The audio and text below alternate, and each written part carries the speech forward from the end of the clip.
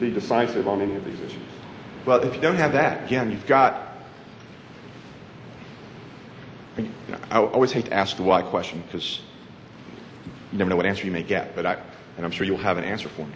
But you've got, and you pointed out before that your concern about Mr. Nifong was he seemed to be fairly focused on lower class players, and I don't know the evidence contradicts that. I don't know the evidence contradicts the fact he sort of had a very myopic view of what this case was, and who was the pool of defendants, and regardless of sort of the evidence who came along, he would be able to focus on just the parts that were more inculpatory and not exculpatory. Now, I don't know that he would be the first prosecutor or defense lawyer who has a fairly myopic view of a case. I know there are probably a number of people in here who have a myopic view of this case, and regardless of what evidence they may hear favorable to Mr. Nifong, they're going to find against him because of how they view the case. There may be positive witnesses for Mr. Nifong in here, but because how they view the case, they're going to see it as negative testimony against Mr. Nifong. I doubt that's true, but it's only the three of us that matter. I understand that. What I'm saying is there's a number of people.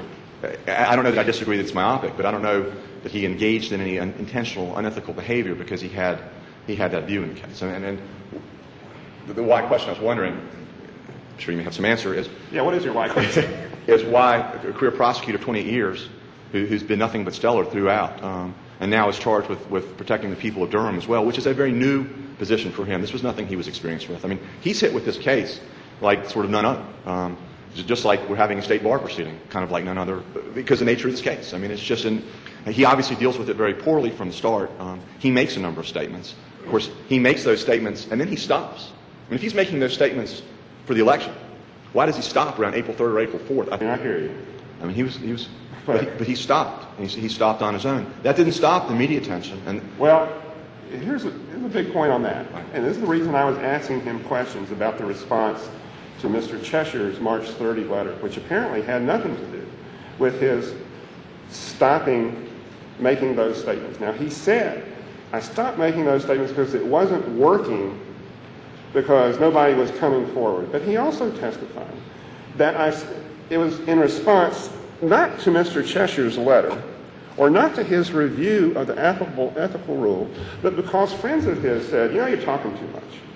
Well, are friends of his going to come to him and say, you're talking too much and you really ought to stop because none of these suspects are coming forward? No, friends are going to tell him, you're talking too much, that this is hurting your chances in the election. That's one conclusion. I mean, we got to draw a lot of conclusions. I understand you have to draw a lot of conclusions, but it's their burden to prove the conclusions. It's not our burden to disprove the conclusions. Let me just say one thing about that.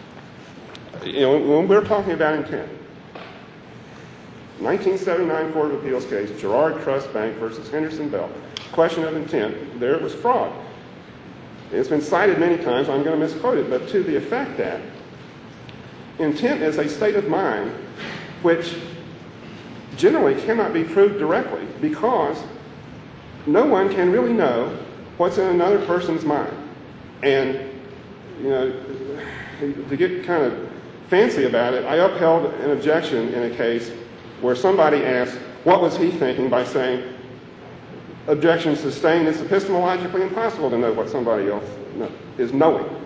But the point is, what that quote went on to say is, you must derive it from circumstantial evidence. And we have a lot of circumstantial evidence to rely upon here to determine his state of mind. And that's evidence that we may consider as to whether that satisfies the state bar's burden, because obviously the only direct evidence we're going to have of his state of mind is what he says. And, we don't have to rely on what somebody just says their intent is. Well, let me pose this aspect to that then. He has turned over evidence that is clearly exculpatory as to the rape test kit for all of the 46 students, correct?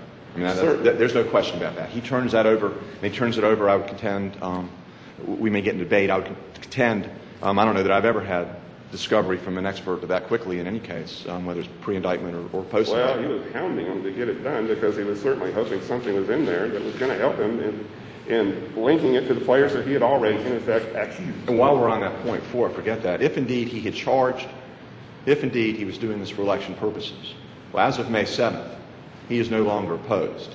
He then has a report May 12th that essentially excludes the Duke students. No, that's not true. He's not opposed in the primary. There's a general election. At that point, I do not believe there was anyone filed to run against him. I believe the people who ended up running against him ended up write-ins and by petition. No evidence of that. No evidence. That's my understanding. As of May 12th, my understanding is he no longer has an opponent. If he is doing this just for election purposes, he has this report on May 12th. Wouldn't it be easy for him then to come in and say, gee, I finally got this report, the DNA clears everyone, I'm dismissing those charges, if indeed that was the purpose of why he was going forward? Well, absolutely. That would have been the thing that he could have done. If he was doing it for his election. Because at that point, he doesn't have any opposition, there's no one who's filed to run against him, and if he's doing it just for election, he dismisses the charge then because he's got the report on May 12th. But he's not doing it just for the election because he's already, by that time, staked himself so far out, statements absolutely saying that there was a rape and absolutely saying this is the most terrible thing that's ever happened in Durham County.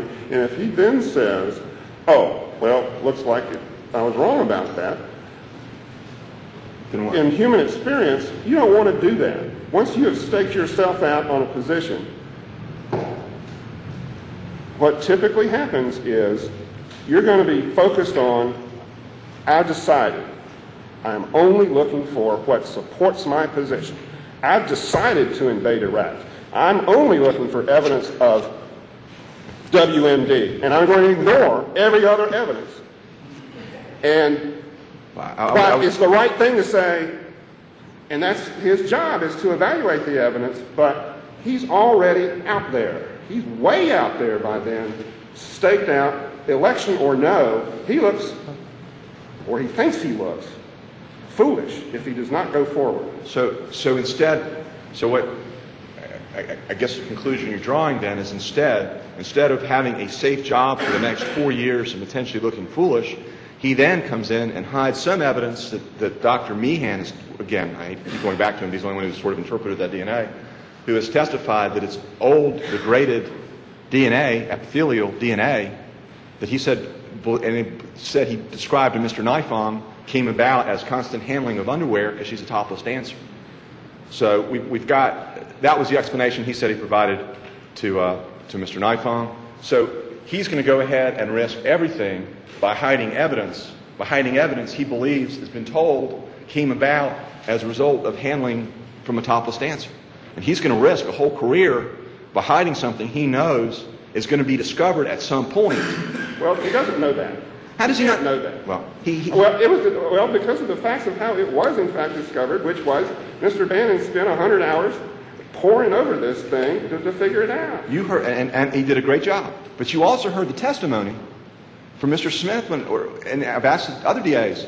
They could have turned around the next day and asked for their own testing of the DNA, and that's by the statute. Well, they could have, but are you going to force them to do that just to find out what they were entitled to? He shouldn't force them to do it. The point is you're looking at what's in his mind.